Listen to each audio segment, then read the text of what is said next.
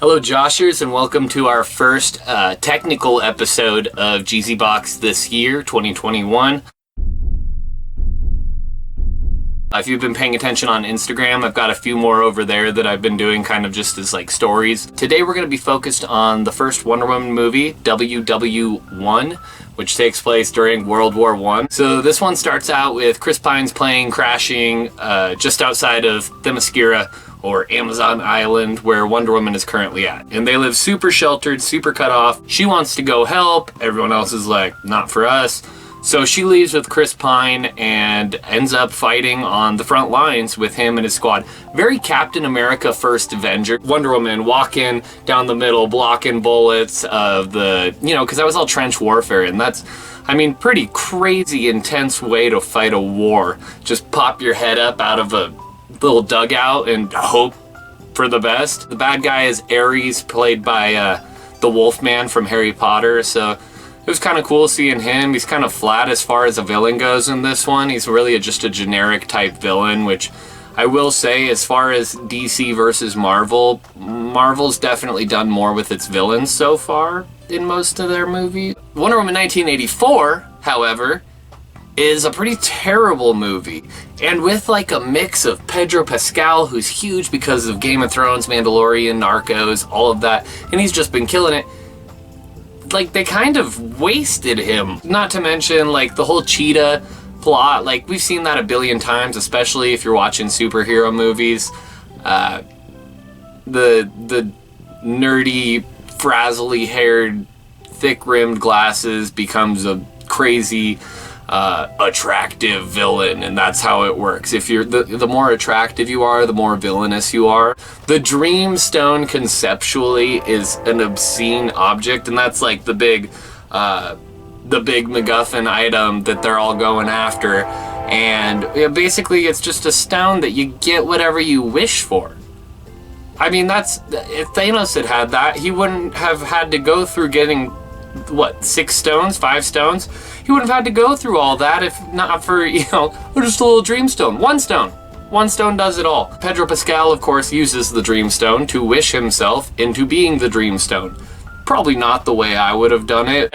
Even though this is like one of the worst moments too. When she grabs with her lasso the rocket and soars through the air with the rocket. Super silly, but at the same time, fairly comic booky. So I guess in that way, they kind of did what they set out to do. I do think Gal Gadot, amazing Wonder Woman. I think she kills it as Wonder Woman. And honestly, I guess the supporting cast and all that too, yeah, no, I wouldn't choose anyone else to play them. I think casting was spot on. I just think the whole Dreamstone conceptually as an item. And then in the first one, if we stop the war god, the war will stop. Okay, like, I guess we're not super, this ain't super deep thoughts or anything. Chris Pine does a good job though too, although kind of disturbing if you think about it, because he's inhabiting some other dude's body in this one because she wishes him back.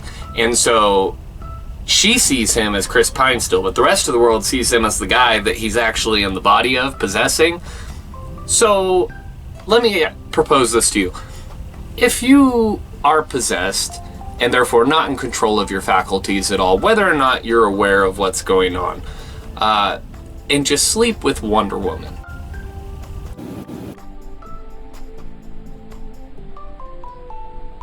Well, I guess that's a win. I guess that's not really that. Well, but he still didn't get the choice, and that's the bad part.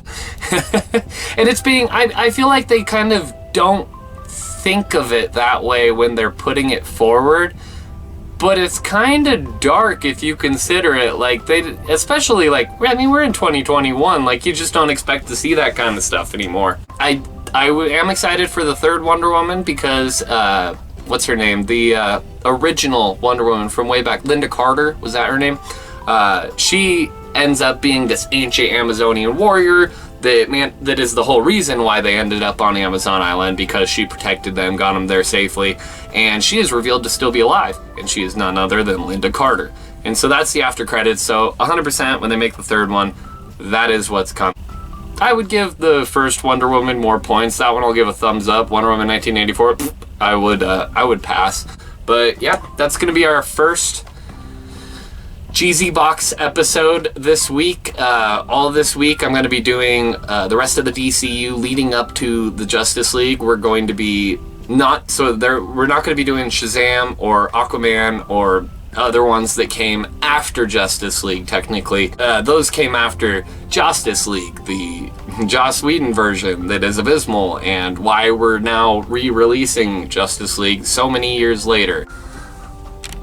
Why dress like you when you can wear me? Thank you.